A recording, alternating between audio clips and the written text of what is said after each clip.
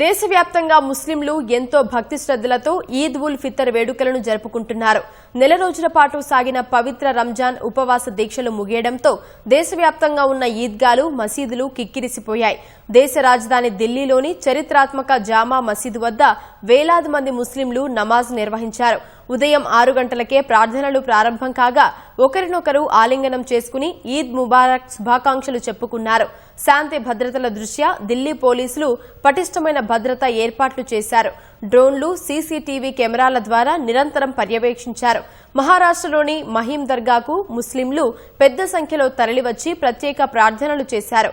ఆజాద్ మైదాన్, ఇతర ఈద్గాల వద్ద కూడా సామూహిక ప్రార్థనలు జరిగాయి. ఉత్తరప్రదేశ్, మధ్యప్రదేశ్ సహా పలు రాష్ట్రాల్లోనూ వేలాది మంది ముస్లింలు ప్రత్యేక ప్రార్థనల్లో పాల్గొన్నారు.